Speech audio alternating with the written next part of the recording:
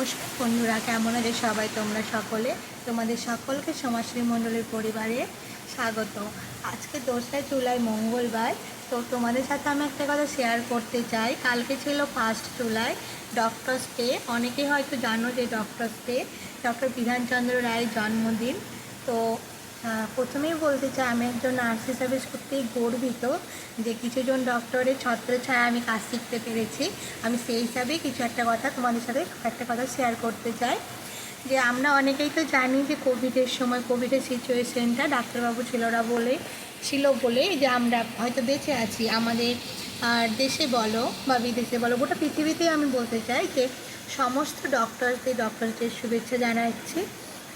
তাদের প্রতি সত্যিই শ্রদ্ধা জ্ঞাপন করছি। আমি দুঃখিত, কালকে 1 জুলাই ছিল, কালকে আমি এই ভিডিওটা করতে পারিনি। তো সত্যি আমি তার জন্য দুঃখিত। আমি সকল ডক্টরদের শ্রদ্ধা জানাচ্ছি।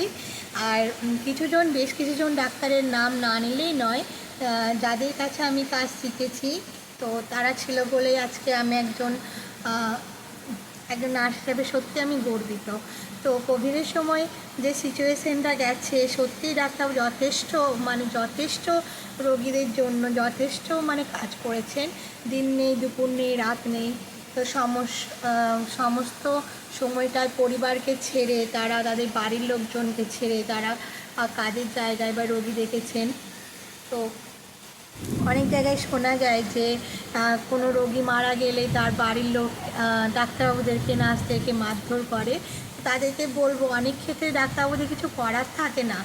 যে আবার এমন কিছু রোগ থাকে যে রোগগুলো সেরে ওঠার থাকেই না। তো তাদেরকে বলবো যে একটু বিচার বিবেচনা করে তোমরা ডিসিশনটা নিও যে কাউকে মারা উচিত না তাদের প্রতি শ্রদ্ধা জ্ঞাপন করা উচিত। আমার যারা ফ্রেন্ডস ফলোয়ার আছো, যারা এই ভিডিওটা দেখবে, সকলকেই বলবো যে আমার কথাটা একটু ভেবে দেখো। যদি তোমাদের সত্যি এই কথাগুলো ভালো লেগে থাকে তাহলে তোমরা লাইক, কমেন্ট এবং শেয়ার করতে পারো, অন্যকে দেখার সুযোগ করে দিও। আরেকটা কথা বলতে চাই যে বহরমপুর মুর্শিদাবাদ মেডিকেল কলেজে ডক্টর, তোমরা হয়তো অনেকেই জানো, আমি হয়তো অনেকবার ভিডিও দিয়েছি, স্যারদের নামও করেছি। ডক্টর কৌশিক ঘোষ, ডক্টর কল্যাণ সরকার, তাছাড়া ডক্টর দীপাঞ্জন ভট্টাচার্য, অনুপ কুমার চট্টোপাধ্যায়, আরও অনেক ডাক্তারবাবুরা আছেন যাদের নাম, সকলের নাম আমি এখানে নিতে পারছি না, কারণ অনেক ডাক্তারবাবু আছে, সকলের নাম নেওয়া তো সম্ভব নয়। তো বিশেষ করে কৌশিক স্যারের নামটা আমি নিচ্ছে এই কারণে অলরেডি আমার কর্মজীবনের বলতে পারেন 2019 সাল থেকে ওনার ছত্রছায়ায় আমি কাজ করছি। সত্যি আমি গর্বিত, ওনার মতো একটা মানুষকে ছত্রছায়ায় আমি কাজ করতে পারছি।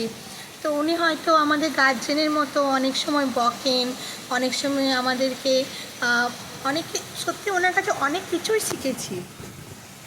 আমাদের বাবা মারা যেমন আমাদেরকে গুরুজন হিসাবে বকতে পারে, মারতে পারে, আমার মনে হয় তারাও তো একটা শিক্ষাগুরু, তারাও হয়তো এই কাজটা করতে পারে।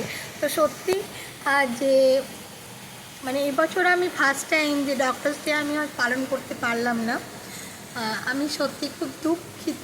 তার জন্য আমার সত্যি মন খারাপ হয়েছিল কালকে, যে বছর ফার্স্ট টাইম যেহেতু। তো আমি সকলকেই বলবো যে তোমরা ডাক্তারদের প্রতি, নার্সদের প্রতি তোমরা একটু সম্মান, একটু শ্রদ্ধা তারা তোমাদের কাছ থেকে পেতে পারে।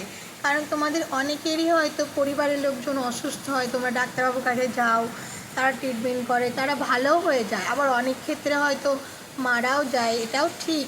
কিন্তু এমন কিছু রোগ আছে যে রোগগুলোতে আমাদের সারে না, সেইগুলো সত্যিই সেখানে রোগী মারাও যায়, এটাও ঠিক কথাই। তো তার জন্য একজনের দিয়ে বিচার করে তো বাকি জনদের আর বিচার করা যায় না একজনকে দিয়ে।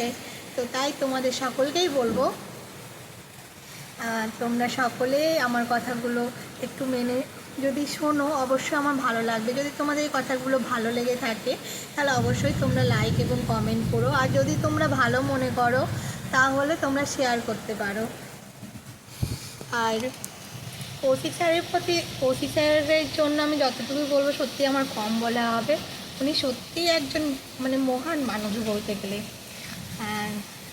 তোমরা হয়তো অনেকে জানো বা অনেকে হয়তো জানো না, কারণ হচ্ছে বহরমপুরের মুর্শিদাবাদ মেডিকেলের যে ডক্টর, কিন্তু সত্যি খুবই ভালো মানুষ। যে উনি আমাদের মাথার উপর আছেন, এটা সত্যিই খুব ভালো। আর তোমাদের সকলকে বলবো, যদি যদি তোমাদের সম্ভব হয় তো তোমরা এই কথা মেনে চলো। Thank you, tata.